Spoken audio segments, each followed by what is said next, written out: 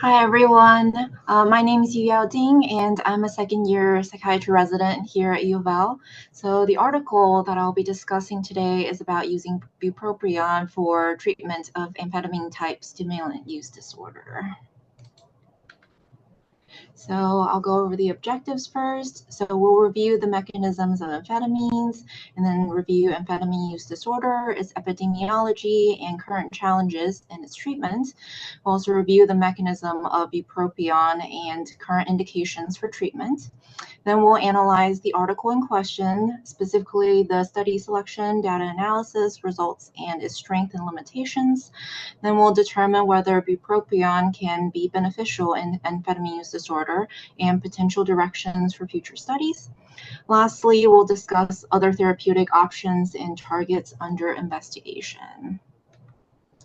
So first, we'll quickly review the mechanism of action of amphetamine. So amphetamine is a CNS stimulant that exerts its effect through a few different ways, as you can see on the diagram. One is that it inhibits the monoamine transporters and transmembrane proteins that are responsible for the reuptake of monoamines from the synaptic cleft, and this includes dopamine. The second way it exerts its effect is that it inhibits VMAT2, leading to increased monoamines release within synaptic vesicles. It also inhibits monoamine oxidase, causing an increase in presynaptic levels of monoamines. And then its action also can lead to monoamine transporter transport reversal, moving monoamines into the synaptic cleft. So next, we will review the DSM-5 criteria for amphetamine use disorder, which is very similar to other stimulant use disorders. So we won't go through the criteria one by one, but the key components to take away for the disorder are that the patient will be using more of the substance than intended, and there is an unsuccessful attempt in controlling its use. There's also a component of affecting one's daily functions, cravings, tolerance, and withdrawal. And then it's also good to keep in mind that the severity is classified based on the number of symptoms the patient presents with. So mild is 2 to 3 symptoms, moderate is 4 to 5, and then severe is 6 or more. Next, we'll talk about the epidemiology of amphetamine use disorder. So in 2020 alone, 7 million people reported using amphetamines without or not following physician recommendations in the US. So this includes both methamphetamines and prescription stimulants. And overall use has been growing worldwide.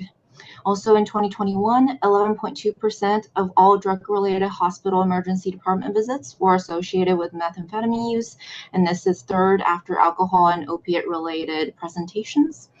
Amphetamine use disorder is also strongly associated with higher rates of death by communicable and non-communicable diseases, suicide, overdose, aggression, and criminal activities. And then also the number of ADHD diagnoses is increasing across all ages, particularly in adults. So naturally, misuse is also on the rise as a result. Next, we'll talk about some of the current challenges facing prescribers treating amphetamine use disorder. So there's currently no FDA-approved pharmacological treatment for amphetamine use disorder, unlike, say, opiate use disorder or alcohol use disorder. Our current first lines are contingency management, which can really be thought of as operant conditioning. It's a strategy used in substance abuse treatment to encourage positive behavior change in patients by providing reinforcements when they meet treatment goals, and then also by withholding them when patients engage in undesired behavior. So really you can think of it like operant conditioning. There's also CBT and motivational interviewing. So these measures have been shown in studies as effective, but they can be challenging to implement, particularly contingency management. And then they also may be less effective for severe disorders, as some studies have seen. So in this population, it's possible that medications are likely less costly and more easily adhered to. So it would be very important for us to try to find pharmacological treatments for amphetamine use disorder. And currently, the for the studies out there, the quality is generally fairly low. And then we also face challenges in terms of participant recruitment challenge, and then also low retention rates. So these are some of the challenges that must be overcome.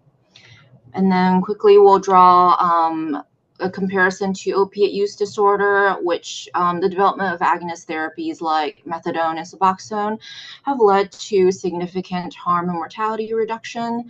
But it's also just hard to just use what has worked for opiate use disorders and translate that strategy into stimulant use disorders, because they work very differently. And one example is that stimulant users often have periods of stimulant high dose binge use, whereas opiate users tend to want to maintain a desired level of opiate effect, which is what the opiate agonist can provide.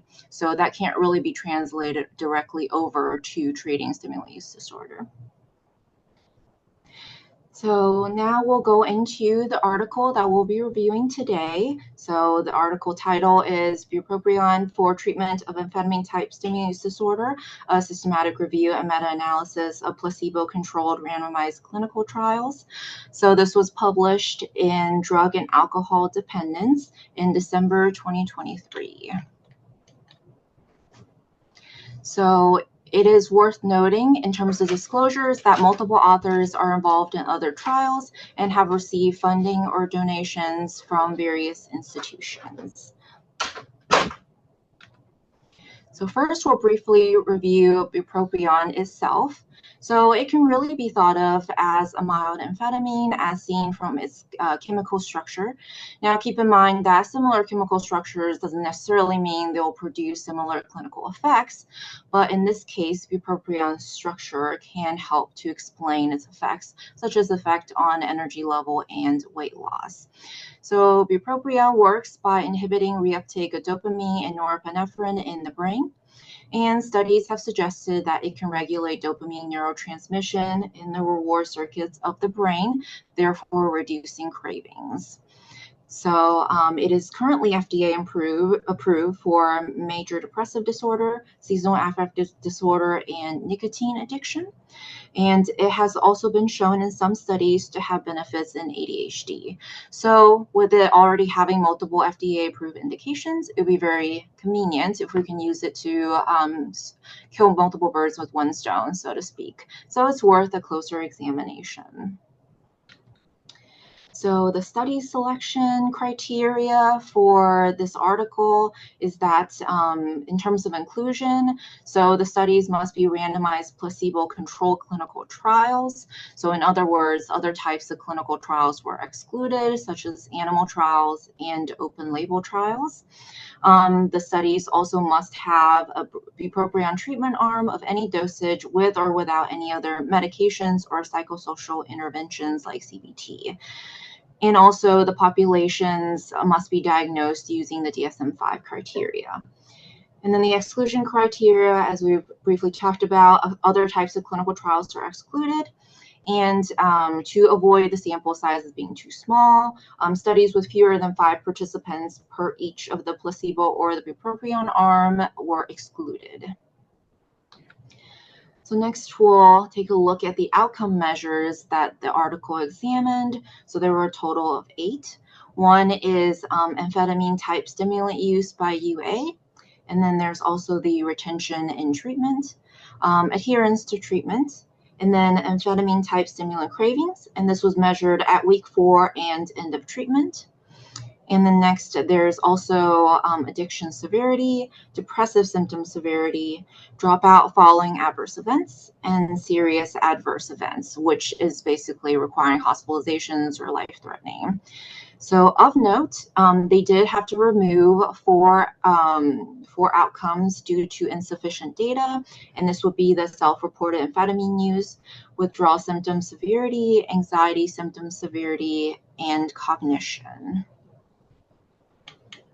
So next we'll go into how data analysis was performed. So for all outcomes with continuous measures, they use standardized mean difference with a 95% confidence interval. And then for dichotomous measures, they use the proportions with risk ratio and risk difference, and then their 95% confidence interval. So the p-value was set at less than or equal to 0.05.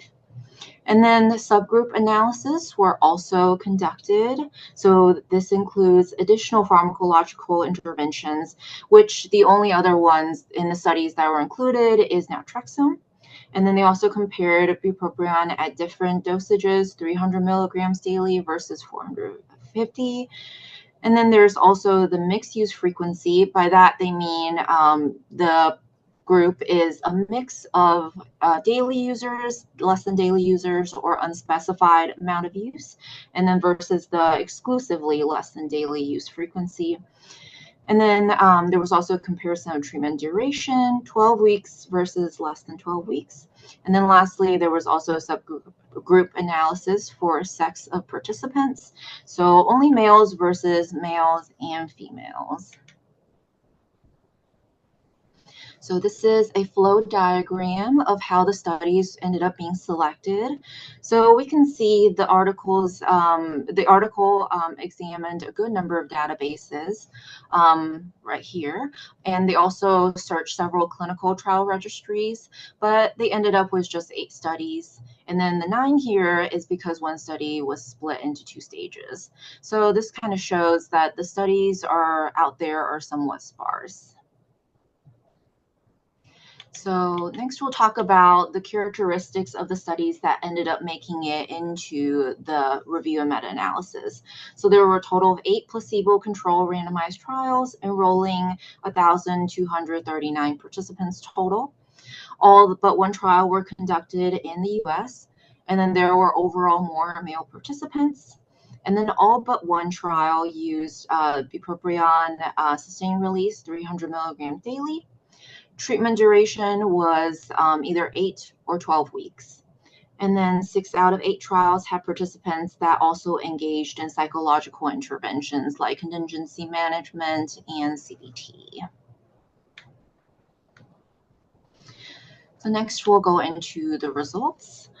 First, we'll talk about the amphetamine type stimulant used by UA. So this outcome significantly favored bupropion, as you can see. And then when they conducted subgroup analysis, the 12 weeks of treatment showed significant use reduction in bupropion compared to placebo, while less than 12 weeks of treatment showed no significant effect. So here we can see that the treatment duration is what made the difference. And then next, for retention and treatment, there was no significant differences in the 2 groups, which is a good thing. And then next is treatment adherence. Here, it did significantly favor the placebo, as we can see from the relative risk, and then also the 95% confidence interval. But the authors did note that there was major asymmetry in the distribution of studies when they made a funnel plot for this outcome. So this suggests that there are some potential publication biases to keep in mind. So next, we'll talk about the amphetamine type stimulant cravings. So cravings at when tested at 4 weeks was overall non-significant, and by the end of treatment, it was significant favoring bupropion. And then also it was worth noting that participants with mixed use show significant cravings reduction, while those with less than daily use show no significant change. So this would suggest that patients who use more may benefit more from bupropion. There was also a finding when subgroup analysis was conducted that male-only population showed more significant craving reduction. And then next, we'll talk about addiction severity. So this was scored using the Addiction Severity Index, which measured various domains, including medical status, employment, alcohol use, drug use, legal status, family and social relationship, and psychiatric status. So what they found was that there was a significantly lower score for lower status in the bupropion arm, but other subscores were non-significant. And then next, we'll look at the depressive symptom severity, which actually showed no significant difference. And then in terms of the dropout following adverse events and the serious adverse events, there were no significant differences between the groups. So next, we'll go into discussion of some of the results. So overall, the meta-analysis found around a 10% reduction in the risk of amphetamine use as measured by UA, and the reduction rises to around 15% in those who completed 12 weeks of treatment. So there was also one study that demonstrated greater reduction in cravings with a combination of bupropion, 450 milligrams with naltrexone, when subgroup analysis was conducted. But with it being the only study that used 450 milligrams, and then also being the only study that used naltrexone, it's difficult to tell whether the higher dose or the naltrexone made the difference. And the authors propose that the modest benefit seen overall may reflect that they had trouble retaining patients in the treatments, and then overall medication adherence was also not that high. So also, interestingly, bupropion showed no significant effect on depressive symptom severity. The authors suggested that this may be because most patients were also engaged in other psychological interventions, and also some studies excluded patients with severe depression. So the authors also made a comment on the improvement in legal status subscore, but no other subscores of the addiction severity index. And they thought that it's possible the legal status improvement in patients' lives may precede improvements in other domains. So the authors thought is that it's possible the bupropion's effect on cravings is what can explain the reduction in use, because we saw the statistical analysis favoring bupropion in both of those cases. And then lastly, when subgroup analysis were conducted, there was a greater effect in males and mixed amphetamine use frequency, but the authors commented that the evidence quality is not great, so the results should be interpreted with caution. So we'll talk about the strength and limitations of this study. So the author noted that they did do a systematic and very thorough search through all records, which is one of the strengths. And the meta-analysis was able to assess many outcomes and conduct a subgroup analysis. And then another strength is that they used GRADE and the ROB2 tools to assess evidence quality and bias, which helped us to discern how much weight we should give the findings. There were many limitations to the meta-analysis, which includes the small sample sizes of multiple studies, as well as the high heterogeneity that they found. Evidence quality was also generally low when the GRADE assessment was used. There was also an exclusion of physical and mental comorbidities in some studies, which brings into question how generally applicable the findings are. And then they were, of course, missing a good amount of data due to dropout. There was also a lower proportion of women, and the studies did not comment on other comorbid substance use disorders, which would also be really helpful to know in this population. So the main takeaways here is that bupropion, when used at 300 to 450 milligrams a day, may have modest benefits for amphetamine-type stimulant use disorder treatment, but many challenges remain in finding pharmacological treatments, and so far the studies have many limitations. So overall, I would say the evidence is not strong enough to use bupropion solely for amphetamine use disorder, but it's worth considering if you see a patient with another indication for bupropion and they also have stimulant use disorder. So in terms of future directions, it will be really helpful if future studies can test treatment durations of 12 weeks or longer. And then also it's important to devise strategies to improve medication adherence and retain participants in treatment. And then it would also be helpful to investigate which populations may benefit more from these therapeutic interventions and take a more targeted approach. And then lastly, also testing additional therapeutic options. There are also studies out there currently testing naltrexone, mirtazapine, and then also prescription psychostimulants, which would be more of an agonist therapy approach.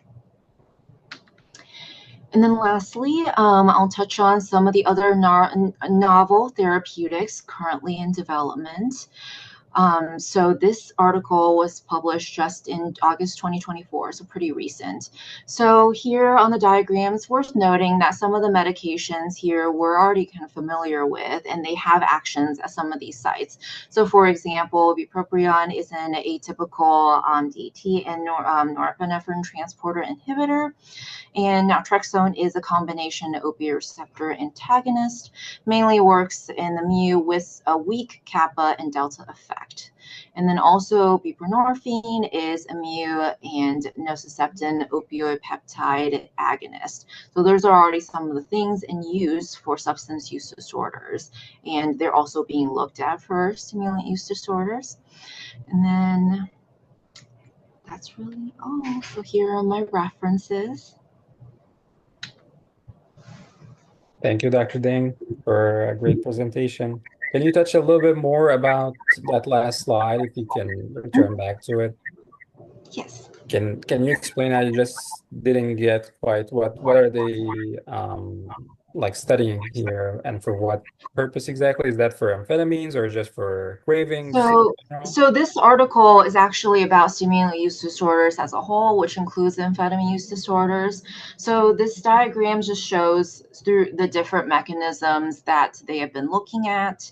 And so whether it's at the neuronal level or the cellular molecular level, they're also looking at monoclonal antibodies. So these are just some of the pathways that they think could work with amphetamine use disorders. And the article goes more in depth on what studies have already been done and what progress has been made. Yeah. All right. Thank you. If there's anyone with any questions for Dr. Ding, just please raise your hand or type it in the Q&A. We'll give it a couple of minutes. Dr. Faruqi has a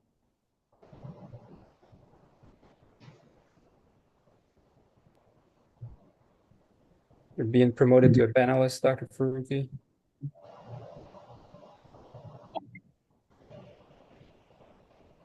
Hey, can you guys hear me? Yes. All right, great presentation. Just a quick question. It didn't seem like, unless I missed it, I got a call in the middle of your presentation that I had to take, but unless I missed it, didn't really talk about long-term response, correct? Like I think the studies that you focused on were looking mostly at cravings. Right. Philosophically, what do you think about that? Like, because we already get a bad rap from within the community for substitution-based treatments with methadone, et cetera. Now, there is a reason to prescribe methadone and Suboxone, which is that they will, prevent death, right? So because people will die directly of the consequence of opiate use. Whereas amphetamine-related deaths are usually secondary or tertiary. It's usually the amphetamine intoxication that leads to other health comorbidities, heart attacks, strokes, et cetera, or puts them in situations where they will die. So, in that being said, in the absence of data of preventing death, and in the with the fact that you are essentially just prescribing them a stimulant that is a lot weaker and might not necessarily reduce the use of amphetamine, but just reduce the cravings in that moment. Do you think that this is a worthy, strategy, or do you think it's good information, but not really anything that's worth practicing about?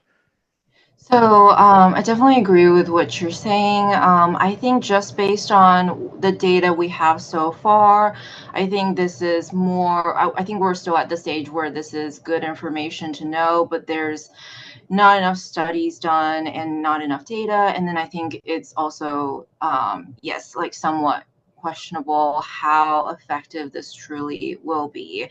I think there's just a lot that we still don't know about how we can approach this. So Well, pharmacologically, I think you're correct. Interestingly enough, the University of Kentucky is working on a VMAT partial agonist for amphetamine use disorder. It is a derivative of a plant compound called lobeline, I believe. So they've been doing that work on that for like 5, 6 years now. I don't think they're anywhere near post, animal studies with it.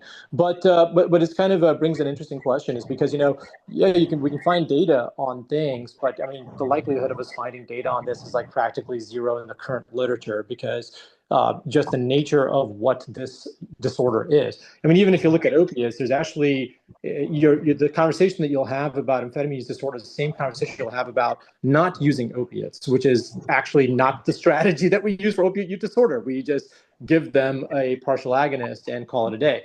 So yeah, I mean, I think a good presentation. I think it's valuable information, but yeah, I don't think that Wellbutrin is really going to be effective long term for amphetamine use disorder.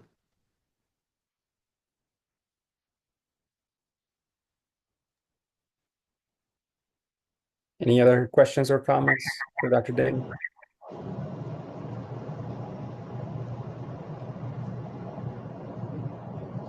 I have to agree with Dr. Faruqi on his point as well. I think you mentioned, Dr. Dingen, that the other agents that they're looking at include prescribed psychostimulants. So psychostimulants for the treatment of maybe methamphetamine addiction is something that's very controversial, and it lacks what we think is the benefit with something like Suboxone is.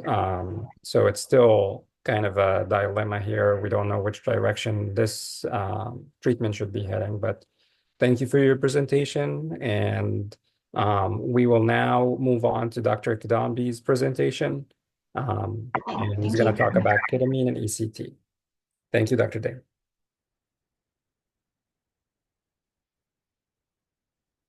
Dr. Kidambi? Yep, here. Sorry, right. I'm sharing my screen. All right, go ahead. Thank you.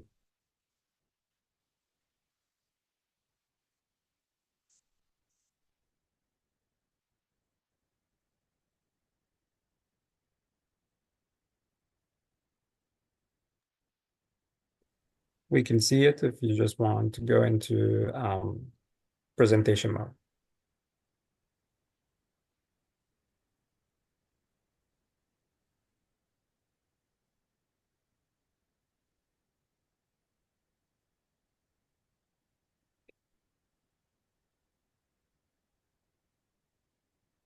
So on the bottom there, in the bottom right corner, on the left to the zoom thing, there is the indicator for zoom in and zoom out. Right on the left of that, on the bottom right corner, is the full screen button.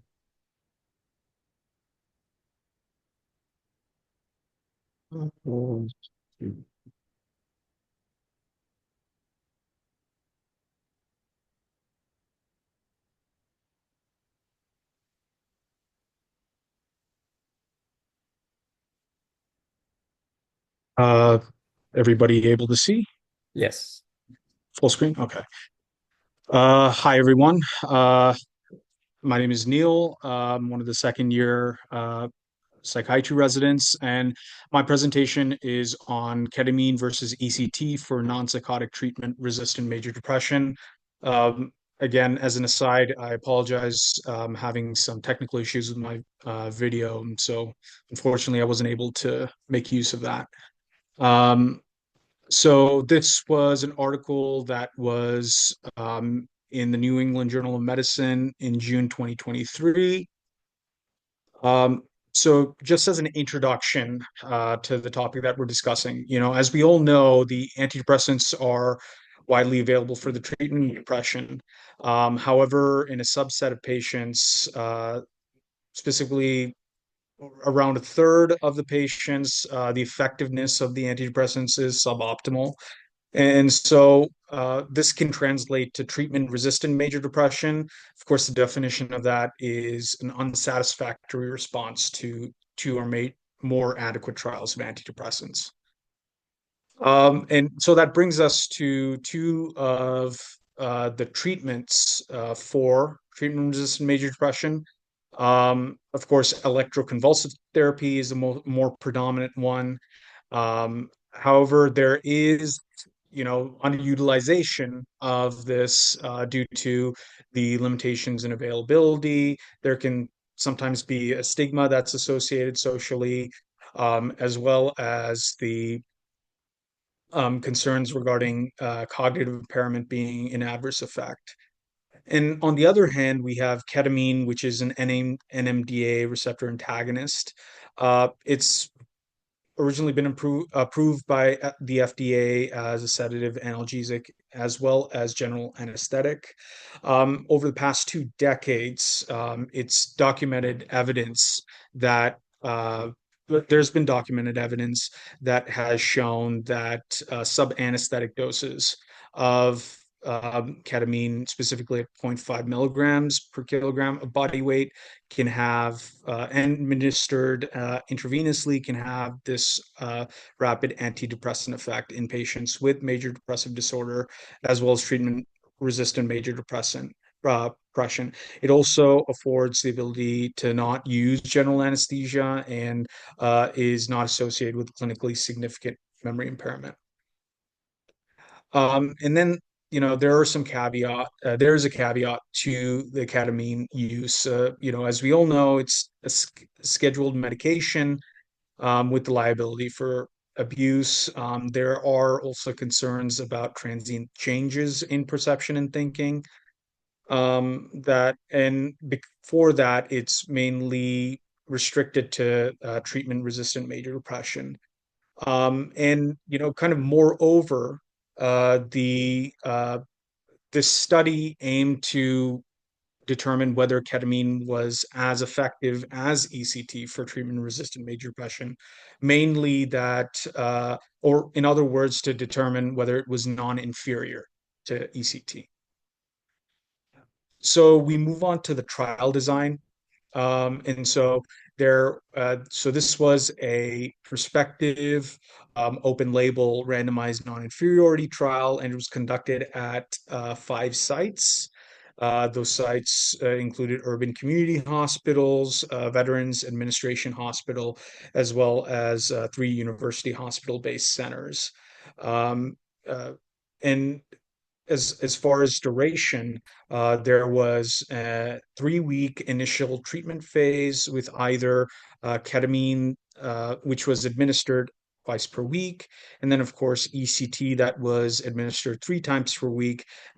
And the marker for response to treatment was a decrease of at least 50% in the score on a scale which is the QIDS, otherwise known as Quick Inventory of Depressive Symptomatology Self-Report, or QIDS SR16.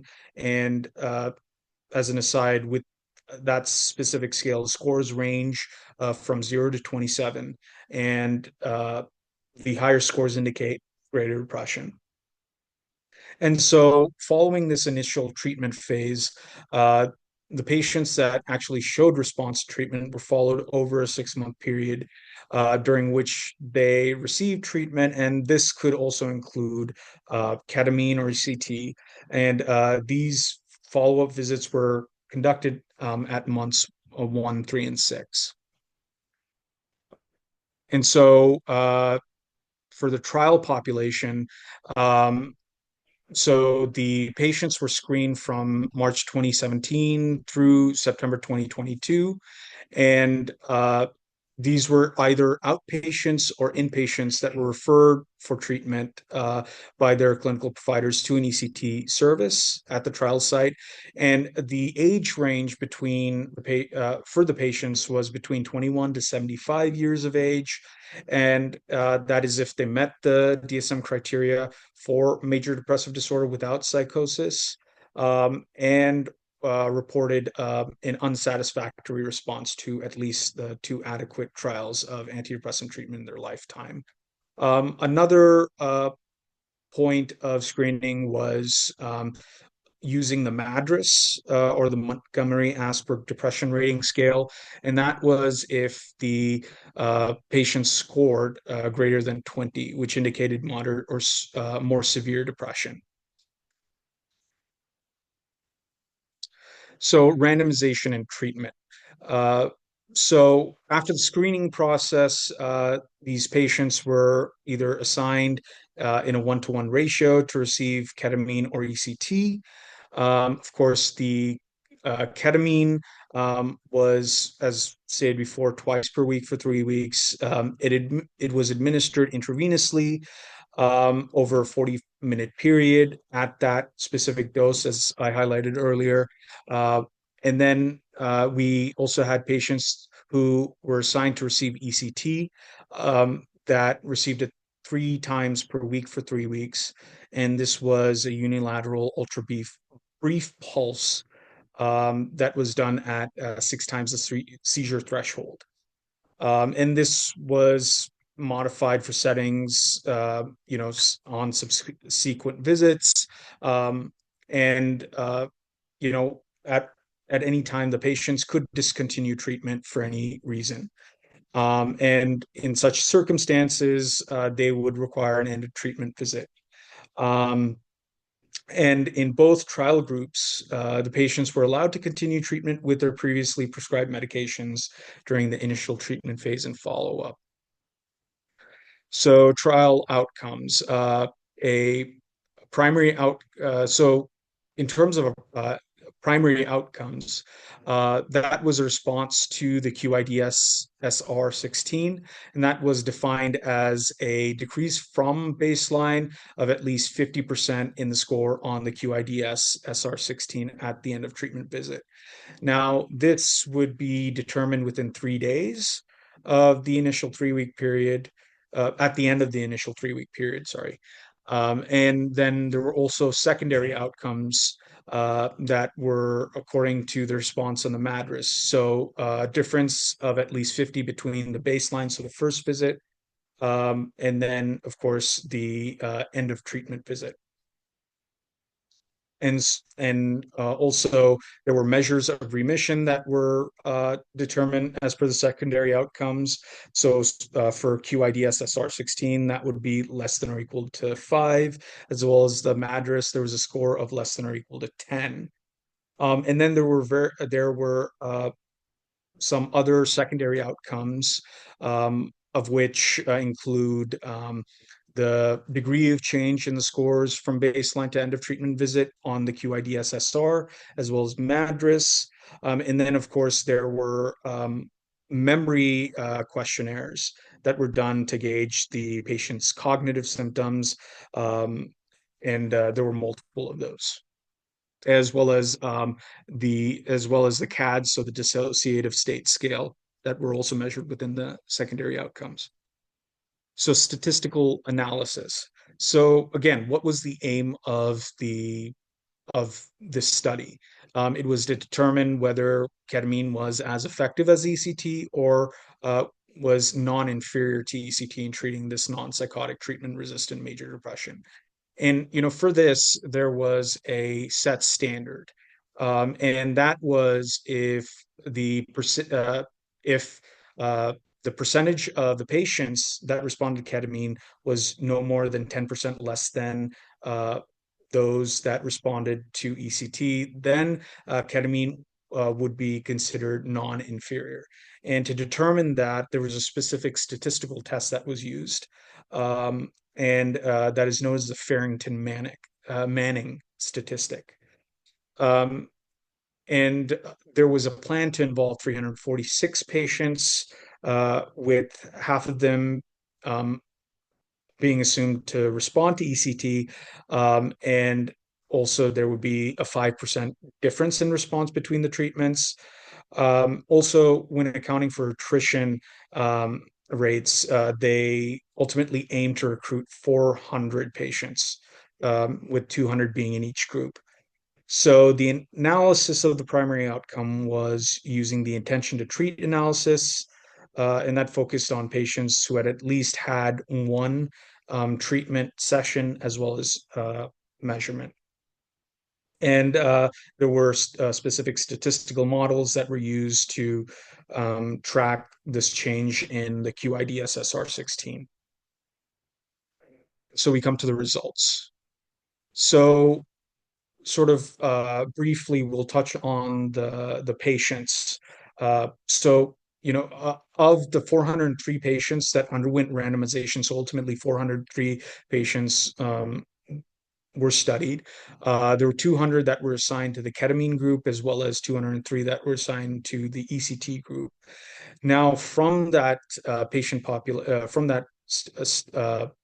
studied population, we had 4 patients in the ketamine group, as well as 31 in the ECT group that did not start the initial treatment phase, with an additional 3 that being 1 in the ketamine group and then 2 in the ECT group that did not have a post-treatment QIDS assessment.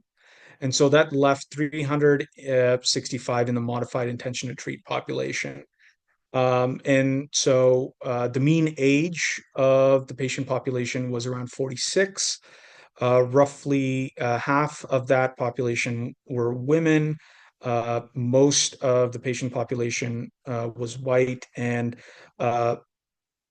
a large portion, or 89% of the study population were outpatients at the time of treatment. Other things to take into account was the average severity of the current depressive episode was moderate to severe, with a median duration of 2 years. And then there was also 78% of patients that presented with a family history of depression, and 39% that had suicide attempts. Now, the primary outcome. So as I stated before, the primary outcome was measuring the decrease in the QIDS assessment from the baseline, or between the baseline as well as the end of treatment visit. And that, of course, a response was seen in 55.4% of patients in the ketamine group, as well as 41.2% of patients in the ECT group. Now, per that, there was a difference in 14.2 percentage points, with a 95% confidence interval between 3.9 and 24.2. The Farrington-Manning score statistic that detected the non-inferiority was 4.64, and this was, of course, with a p-value of 0.001. And there were additional sensitivity analyses that were consistent with the primary analysis. And we move on to the secondary outcomes. So the response according to the MADRS, which was seen in 50.8% of the ketamine group, as well as 41.4% in the ECT group.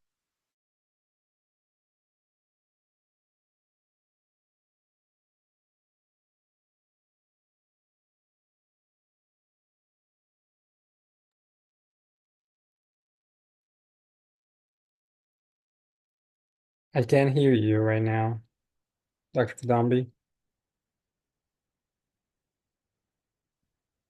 The MADRS that occurred in 37.9% of the ketamine patients and 21. And kind of a continuation of that, there was a least squares mean change from the baseline in the score on the QIDS-SR16 at the end of treatment visit, and that was -9 plus or minus 0.4 in the ketamine group, and then of course -7.2 plus or minus 0.4 in the ECT group.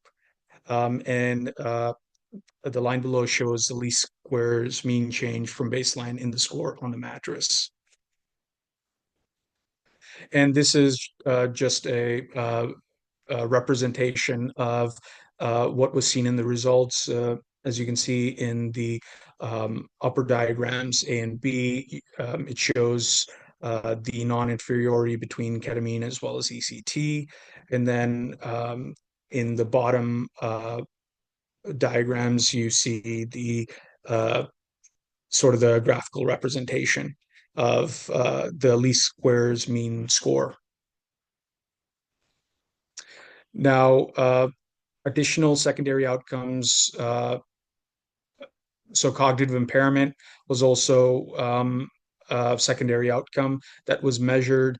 There was a mean score on the GSE-MY, which is a cognitive scale for reported memory function at the end of treatment visit, was lower in the ECT group than in the ketamine group. And the scores in the SMCQ at the end of the treatment visit indicated that there were fewer patient reports of cognitive symptoms in the ketamine group than in the ECT group. And there was a group difference between the ketamine and ECT group with a mean score of 9 points. At the end of treatment visit, the decline from baseline in the T-score on the delayed recall component of the HVLTR, that's another cognitive scale, was greater in the ECT group than in the ketamine group. And then there was quality of life measurement for as part of the secondary outcomes, and and the scores showed an increase from the baseline to the end of treatment visit in both trial groups. So changes of about 12.3 in the ketamine as well as 12.9 in the ECT group. And this is, again, just a chart showing these primary and secondary outcomes. So adverse events were also documented during this study. And so during the initial treatment phase, 25.1% in the ketamine group, as well as 32.4% in the ECT group, had at least one moderate or severe adverse event. It should be mentioned that 4 patients in the ketamine group, as well as 2 in the ECT group, reported new suicidal ideation. And in the follow-up period, 1 patient in the ketamine group had a suicide attempt. And there were also scores for dissociative symptoms that were higher in the ketamine group, and a percentage of the musculoskeletal adverse effects were higher in the ECT group. And this is, of course, a chart showing the various adverse events that were seen with each patient population or each studied population. And as you can see, there were gastrointestinal adverse events that were among the highest adverse events, as well as headache that was seen. You can also see that suicidal ideation, as I described before, there were 4 in the ketamine group, as well as 1 in the ECT group in the follow-up period. So for the treatment sessions, so the number of treatment sessions, they didn't differ significantly between the patients that had a response versus those who did not. In the ketamine group, you had virtually all of the patients within the ketamine group, so about 92% that completed all treatment sessions, as well as 92 or roughly 93% of the ECT group that completed 6 to 9 treatment sessions. And during the study, it should be mentioned that the ECT was changed from the right unilateral to bilateral treatment in 39% of the patients, whereas the ketamine dose was kept constant in virtually all the patients. As part of the follow-up period, there was a relapse that occurred in 19% of the ketamine group, as well as 35% roughly of patients in the ECT group within month 1, and then 25% and 50.9% respectively at month 3, and then 34.5% and 56.3% respectively at month 6. And moreover, the SMCQ scores for the patients who had a response to the ECT group showed gradual recovery over 6 months. The GSE-MY, which of course all of these are cognitive scales, remain lower in the ketamine group, whereas the HVLTR, another cognitive scale, recovered to similar levels as the ketamine by 1 month follow-up. And improvement in quality of life was maintained through the follow-up period. So we come to the discussion. And so the authors through the study demonstrated the non-inferiority of ketamine to ECT, with respect to the primary outcome. And there was a decline in memory that appeared greater with ECT than ketamine. But results were pretty much the same during the follow-up period, with both being associated with an improvement in the quality of living, and also more patients withdrew prior to treatment in the ECT group. Furthermore, the results differ from another trial as well as meta-analysis, which showed that remission with ketamine was inferior to ECT. And this could be due to a couple of reasons. That trial, the scope of the patients that were involved was much more than major depressive disorder without psychosis, which was mainly for this trial. And then, of course, there was a larger sample size, as well as this trial also primarily included outpatient. And so also the trial showed lower response to or remission that other reports may be due to not including patients with psychosis, as well as a younger sample and mainly outpatient. And so what are some of the limitations and strengths for this study? One of them would be the ECT being switched from right unilateral to bilateral. And there was a proposal that if more started with bilateral, potentially there could be a higher response in the ECT population.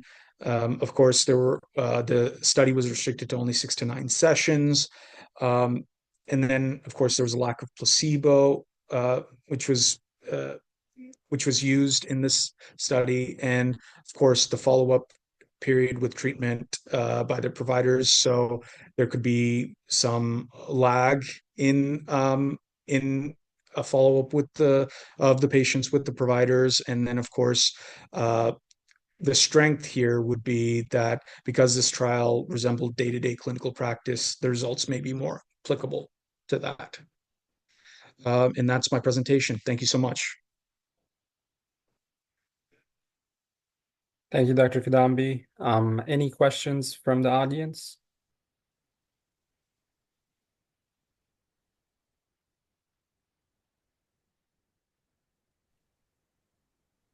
Dr. Faruqi, please go ahead. I think, yeah, this specific article is part of the didactics we received last year. So please share your thoughts with us.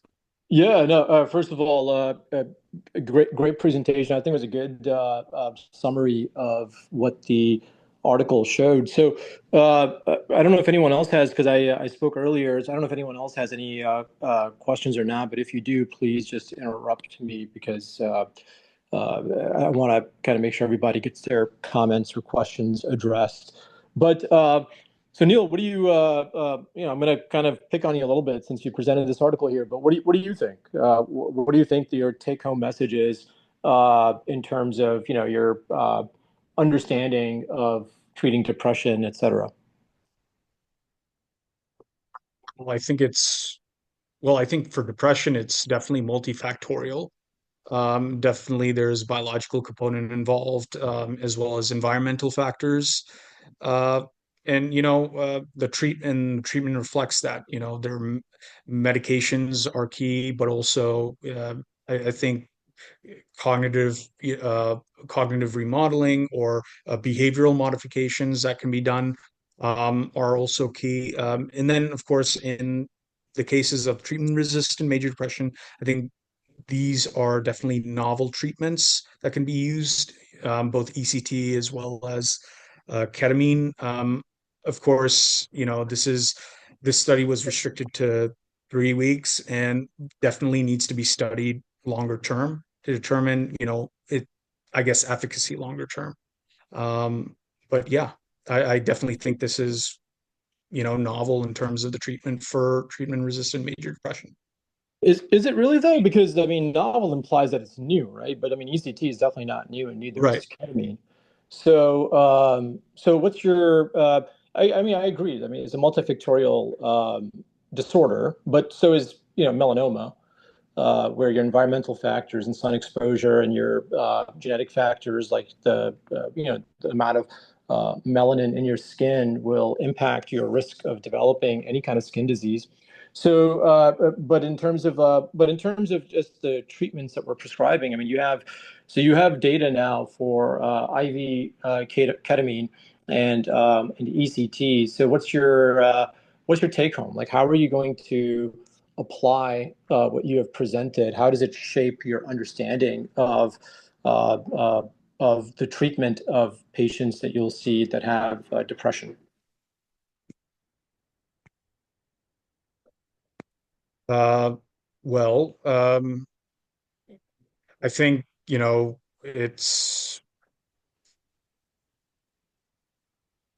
I think it should definitely be restricted to treatment resistant major depress resistant major depression.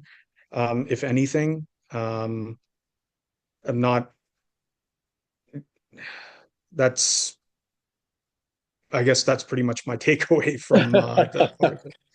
Yeah. So it's and I'm not, again, I'm not picking on you, but I'm actually I'm just curious because when you read an article, you want to get a take home from it, right? Because reading an article and knowing what it says is completely pointless unless you know how to apply it in your practice and in your kind of mindset and approach in treating a patient. Because otherwise, I mean, the articles are completely meaningless. The purpose of writing and publishing is to inform individuals on how to practice medicine. I'm going to kind of ask you a follow-up question, what you said. You said it should be restricted to the individuals with treatment-resistant depression. Can you tell me why? Like, why do you think that? There's no wrong answer to this, by the way. I'm just curious about what your approach is here. Well, I think uh, one of those indications is the fact that a there is a potential liability for abuse, as indicated by the authors, and also because of I think just in my practice, or not in my practice, but just on by my observations, there could be strong dissociative reactions that are associated with ketamine that we need to take into account. Okay. So the dissociative response is a given, right? So that's going to happen. That's Mhm. not really a side effect. It is kind of the impact of the ketamine. That's what ketamine does. It's kind of like saying that the side effect of ibuprofen is pain relief. It's not. That's the effect of ibuprofen, and so the effect of ketamine is a dissociative state.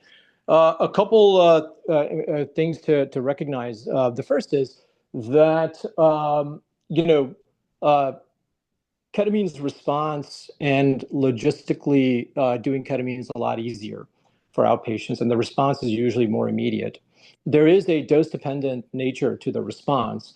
And so for example, when I use ketamine in our practice, as most of you guys know, we have a pretty robust ketamine clinic within integrative psychiatry. But when we do ketamine, we always check the dissociation score because we know that the patient will dissociate. That's a matter of fact. There's two schools of thoughts on whether the dissociation is necessary or not. And we know that there is probably a therapeutic window of response in terms of dosing and in terms of where you are. Now, zero point 0.5 mg per kg is the starting point, but by no means do people stay at that dose. Sometimes we go up, sometimes we go down.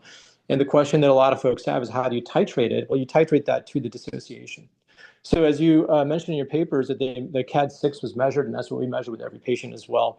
And have you guys heard of titrate lithium to tremor? Have you heard that phrase before? Yes. Yeah, I actually titrate to dissociation. I have found that there's like a specific window of dissociation that signifies the correct dose of ketamine. And so if you have a patient who's a non-responder, we kind of know based on their dissociative scores and how they lie, and also how they act during the ketamine infusion, you can kind of gauge whether you want to go up on the dose or down on the dose of ketamine for the subsequent infusion. And so that's what we use a dissociation for, is to make sure we're at the right dose. Now, when you do that, then patients have a pretty robust response. I don't remember if it was in this paper or not, but Neil, did you in your kind of reading in this, do you know how long it takes after an infusion, when you see the antidepressant response after you have an appropriate ketamine infusion at the appropriate dose? I I think it was mentioned in the article about 40 minutes to an hour or Yeah, so the response peaks in an hour, and then it fades away over the course of 1 week, which is why we do two a week, because there's no difference between two a week and then three a week, four a week, five a week. So yeah, all those studies were already published in the early 2000s. So three a week ketamine infusions is no different than two a week ketamine infusions, but two a week is better than one a week. And so that's what you do. But the response is pretty immediate, right? So if you think about what that means in terms of alleviating of suffering, you have an outpatient person who is depressed, maybe suicidal, et cetera, and you have two options to treat them if they have. Now, I'm not going to talk about treatment resistance. I'm just talking about interventional stuff only. So you have two options for interventional approaches to treat this patient. One is ketamine, the other is ECT. The barrier to entry to ECT is fairly large because you have to do anesthesia, workup, logistical setup, hospitalization. You have to hospital or outpatient, either way, they have to go into a facility to undergo ECT and undergo general anesthesia, et cetera, paralysis, and then the subsequent cognitive side effects from it. Whereas for the ketamine, I mean, you could literally convert a patient from an outpatient appointment to a ketamine infusion within seconds, right? So if they've been NPO for a decent amount of time, usually 2 to 4 hours, you can pretty much do ketamine that day if you wanted to. And if you have a response within 40 minutes to 1 hour, then holy crap, that's phenomenal, right? Usually it takes a couple infusions for the dose to be right, but some patients, I mean, they'll notice a response within the first week, which is miles different from any other drug that you use, because the dissociative aspect combined with the NMDA aspect of ketamine actually promotes a very rapid response, which is quite beneficial and attractive to most patients. If you look at the supplement data for this article that you presented, then about 9 to 10, I think it was 10 folks in the ECT group actually wanted ketamine, and only 3 in the ketamine group wanted ECT, which kind of speaks to a couple of things. Number one, public perception. Number two, there might have been a provider bias with one person leaning more into one thing or another. I'm 100% agnostic in terms of the utility of ketamine, ECT, and TMS. And I kind of prescribe those treatments based on the patient's characteristics and symptoms of their depression. So, for example, if they're really impaired, I'm going to do ketamine first, no matter what, because because I want them to get better faster. If it's kind of like a smoldering depression, I'm going to do TMS first. If they're vegetative or catatonic, I'm going to go to ECT. But I don't really think there's any reason for a patient who is walking and talking and is able to make it to their appointment to have ECT. Zero, because you have ketamine available and you have TMS available, and there's data to suggest that it's not inferior. So unless they have failed those treatments, then I just don't even consider ECT unless there's a very specific reason to consider ECT. And this is a landmark article, right? So this actually supports that treatment paradigm and that treatment mindset. Now, you mentioned that there was the remission rates for ECT were higher, but if you look at this data, I mean, 50% of patients had a 50% reduction, relapse in symptoms at month 3, versus I think 25% of patients had like a 25 or so percent relapse at month 3 with ketamine. What does that tell you? I'm sorry, could you repeat that? Yeah. So Dr. when you Furby? on your follow-up slides, you mentioned that at month 3, 50% of patients had about a 50% relapse in symptoms versus like I think 20 or 30% of patients had about a 20 or 30% relapse in symptoms by month 3 follow-up. What kind of information does that tell you? Like, how can you inform your decision about that then? How can you inform your treatment paradigm and mindset, knowing that information?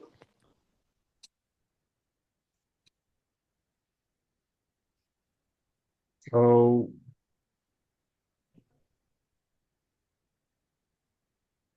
so I guess, I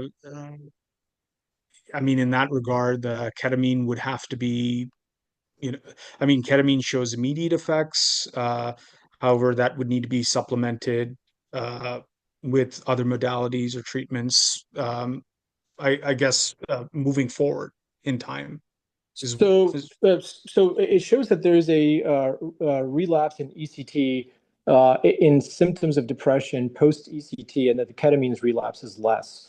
Now, that data that you presented and that the authors presented is actually incomplete because, as you noted, they said that people did get maintenance treatments, but they didn't really specify the cadence of the maintenance treatment. So you don't actually know that when they said that this many people relapsed, were those the people that were getting maintenance? Were those the people that were not getting maintenance? Were those that, and if they were, how much were they getting? Or was it all like lump sum, all patients included? My suspicion is that it was all patients included. So that's not really that good of data. The other important thing to note is that if you kind of dig into this study and you look at it, then in the I think it was 3 month or 4 month post follow-up period, more of the ketamine patients required medication changes, and whereas less of the ECT patients required medication changes. But that's important information for everybody to know as well, because because it seems, at least from this perspective, that ECT, if it helped you, then you had to do maintenance, obviously. Otherwise, you have a 50% response. 50% of people will lose 50% of the benefit at 3 months, but you might not need additional medication changes. However, with ketamine, even though you had less of a relapse in symptoms across the board, now the statistics weren't done in a way to measure superiority, but we can draw conclusions, right? So even though you had less of a relapse in symptoms with ketamine, but people required more medication changes. So that's something to inform your patients about when you are talking to them. But then again, what would patients rather do? Would they rather get a seizure, or would they rather have some medication changes and still have a good response? And I think that people will kind of make their own decisions about that.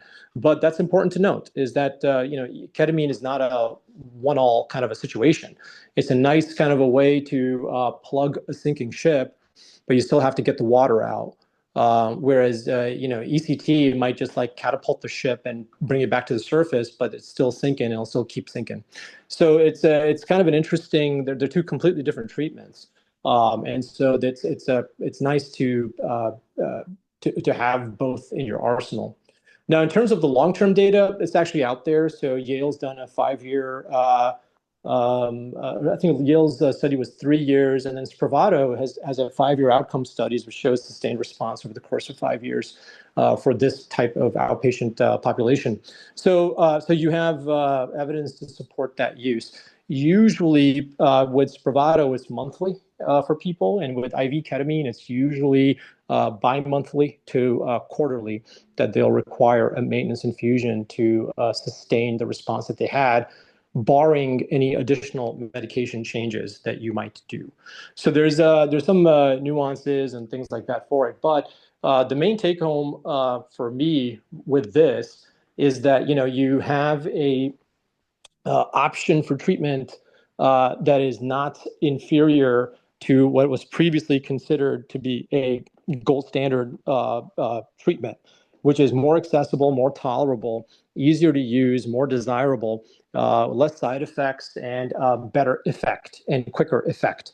And so, in terms of kind of the stratification of how to and when to use ketamine, I think that most sophisticated physicians today would probably put ketamine above ECT for their outpatient folks.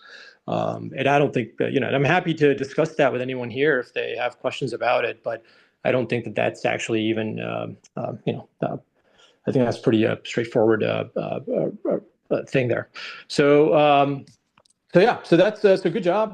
It's great, but I encourage everybody in the audience. I don't think there's any other faculty here today, but I encourage everyone in the audience to when you read an article, present an article, or hear, think about what this actually means in terms of how is it going to impact you? What have you learned from this? So thanks, Neil, for humoring me with your responses. Thank you, Dr. Yeah, no problem. All right. Thank you, Dr. Kidambi. Thank you, Dr. Faruqi. And thank you again, Dr. Ding. We will see you in the next grand rounds or the next journal club. We will